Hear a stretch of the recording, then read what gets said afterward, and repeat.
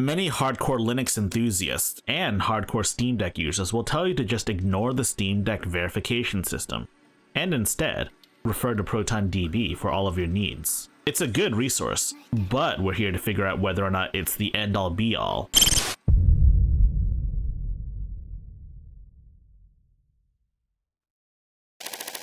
A little background. What the heck is ProtonDB? Well, ProtonDB is a website used by many Linux users on Steam. Essentially, it's a database where a bunch of Linux and Steam Deck users come together to give their reports on whether or not a game runs well on Linux or not. Both Proton and ProtonDB predate the Steam Deck. A lot of the information on ProtonDB pertains to Linux PCs, whereas the Steam Deck by default is just one operating system with one spec in mind. A lot of the reports from users on ProtonDB come from various different PCs with various specs and various distros. What this means is, outside of Steam Deck users, no two people on ProtonDB will have the exact same configuration of all of those things, including dependencies that may need to be installed. But how does any of this pertain to the Steam Deck?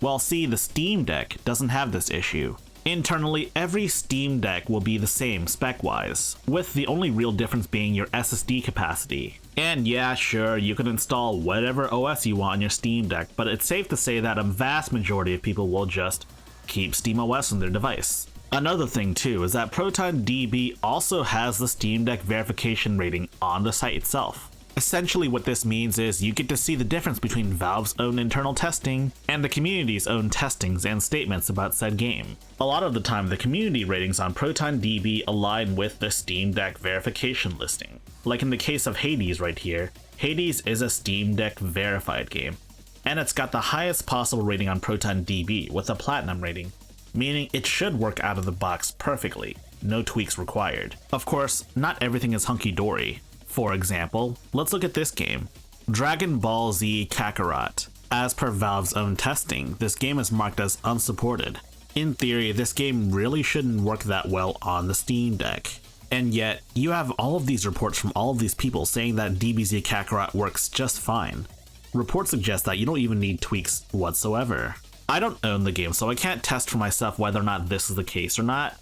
But I have seen a couple of videos online showcasing that yes, this is in fact the case. DBZ Kakarot actually works on Steam Deck. Some say even perfectly, despite the fact that Valve themselves apparently tested it and apparently didn't work. What gives? Well, as per SteamDB, a website that scrapes data directly off of Steam itself, apparently DBZ Kakarot was only tested back in February, like right before the Steam Deck's official release. That was almost 10 months ago, and we've had 10 months of continuous Proton improvements, and of course obviously the game works now. The problem is that Valve hasn't gone back to retest the game to see if it actually works. It really makes you wonder why they haven't gone back for some of these games that were tested before the Steam Deck released. It's likely due to the fact that they probably have to test every game that's ever been released on Steam at some point. Or maybe they're just short-staffed and need a bunch of people dedicated to retesting games over again. Hard to say, I'm not a Valve employee. It would be pretty sweet if I were a Valve employee though, you know? And this is where ProtonDB's biggest strength comes in. Anyone can file a ProtonDB report. So long as you register your computer or Steam Deck with ProtonDB, you too can write one of these fancy reports as well. So I decided to write my own ProtonDB rating for a game I recently played, Pico Pico. The ProtonDB questionnaire is pretty detailed. It asks you a lot of questions that you probably wouldn't think about. One thing about Linux users is that they are very detailed with their bug reports, and ProtonDB reports should be no exception. I'm not going to bog you down with all of the details, you can read that on protondb.com. But I will say that user scores are basically thumbs up or thumbs down. You know, kind of like Steam itself. Anyone can write a report, and there's two different types of reports. A non-tinker report and a tinker report. And this right here is a non-tinker report because technically I didn't tinker around with anything besides Steam input. So that's that, huh? So there you go, crowdsourced Steam Deck testing. So I guess that concludes it, right? ProtonDB is the definitive source, right? You have to keep in mind that ProtonDB wasn't originally designed for the Steam Deck. And to this day, it's not just a Steam Deck resource. It's a repository for information regarding Steam games running on every possible combination of distros and system hardware. And for those of you not in the know, Different Linux distributions can be significantly different from one another, even if it's based on the same one. It's also worth mentioning that just exploring games in general just isn't that great. This list in particular is sorted by most borked, but it seems like a vast majority of these so-called most borked games are of gold standard or higher, with only like one game being a silver. As of the making of this video, these are the top 9 most quote-unquote borked games on the list. As you can see here, there's not a single game on this list that's rated as actually borked, and a good portion of these games have a gold rating. It's also worth mentioning that for whatever reason, ProtonDB ratings weigh all results from all years, no matter how old some of these reports are. Let's take this game for example, Cthulhu Saves the World. It's got a Steam Deck verified rating, but what's this? The ProtonDB rating is a bronze. This is a pretty old game, almost 11 years old at this point. You can see this one Steam Deck report reports that this game seems to work just fine up until the very last dungeon in the game. As you can see here, this report was made 5 months ago. But of course, there are far more reports out there. Many of them give a thumbs up or perhaps provide a tweak, but then you start getting to the really old ones that are about 3 to 4 years old at this point. Of course, with all of these older reports being borked, obviously things have changed, but these scores are still weighed, even after they're no longer relevant. My main grievance isn't with ProtonDB as a website. ProtonDB as a website is community run, and it's a very admirable goal to try to catalog every Steam game available and to see if Linux can run all of these games.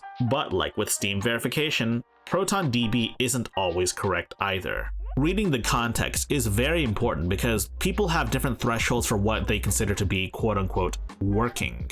For example, the ProtonDB community's threshold of working is working, with a bunch of tweaks. There are general guidelines on what each rating should mean. Like for Assetto Corsa, it means it should run with minor issues, but is generally playable. But also with Assetto Corsa, you have to follow a massive 34-step guide on getting it running on Linux, and by extension the Steam Deck. Being required to follow a 34-step guide is not a quote-unquote minor issue. Personal opinion, but Assetto Corsa should be bronze at most. So I have a couple of suggestions. Firstly, ProtonDB should only take into account X or so amount of their latest reports. It doesn't really make a lot of sense for ProtonDB to weigh every single report ever made. But of course, I understand some older titles don't get any love. They don't get any reports whatsoever. So if a game only has old scores, then I guess the game can keep its ratings, Secondly, I would have a more stratified rating system. A thumbs up system works for YouTube and Steam, but I'm not sure if it works for ProtonDB. Those are more or less just recommendation systems, but ProtonDB is so much more than just a place to review games and stuff. It's a repository for information. ProtonDB is more of a place to report your game testing than it is to recommend anything.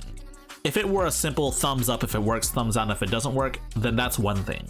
It's another thing if there's a lot of nuanced takes, like doesn't work without tweaks, but with tweaks works perfectly, My personal suggestion should be that ProtonDB users should be able to report games as bronze to platinum. It'll be a more detailed score per user. If you like this video, you should check out the rest of my channel. And if you like the rest of my channel, you should like, subscribe, and click on the bell icon. When you click on the bell icon, you're ensuring that you'll be one of the first to watch my new video when it releases. And for more high-tech lowlife, check out our Discord server. Links always in the description.